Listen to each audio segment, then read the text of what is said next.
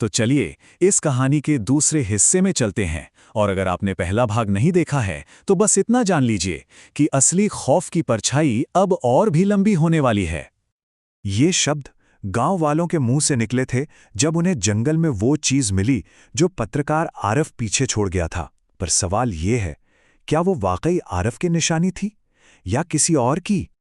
जैसा कि हमने पिछले भाग में देखा, कहानी की शुरुआत हुई थी एक नौजवान पत्रकार आरव से।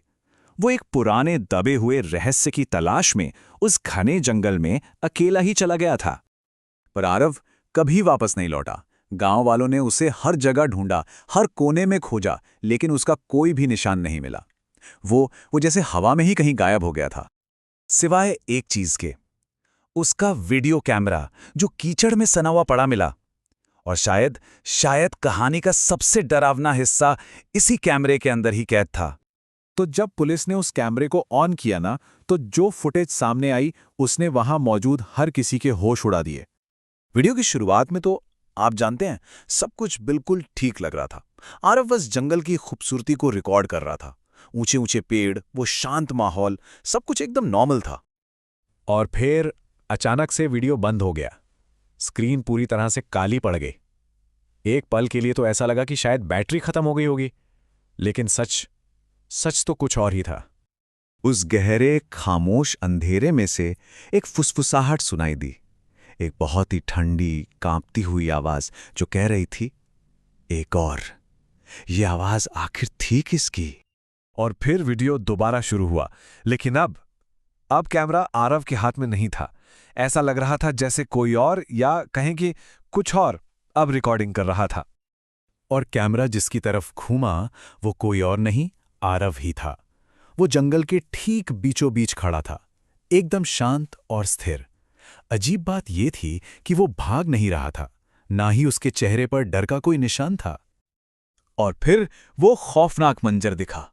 जैसे ही उसने कैमरे की तरफ देखा तो उसकी आंखें वो इंसान की आंखें नहीं थी, वो दहकते हुए कोयले की तरह बिल्कुल लाल थीं।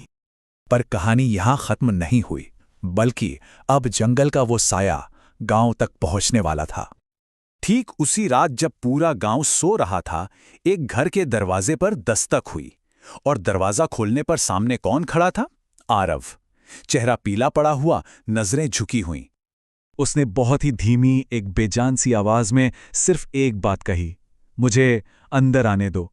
उसकी आवाज में कोई इमोशन नहीं था, जैसे वो किसी और के शब्द दोहरा रहा हो। घर के मालिक ने हैरान होकर पूछा कि वो जिंदा कैसे है। तो आरव ने धीरे से अपना सिर उठाया। उसकी आंखें फिर से लाल चमक रही थीं, और उसके चेहरे पर एक ऐसी मुस्कान थी जो किसी भी इंसान की नहीं हो सकती थी। अगली सुबह जो हुआ, उसने उस साये का असली भयानक सच सबके सामने लाकर रख दिया। एक ऐसा सच जिसे जानकर पूरा गांव कांप उठा।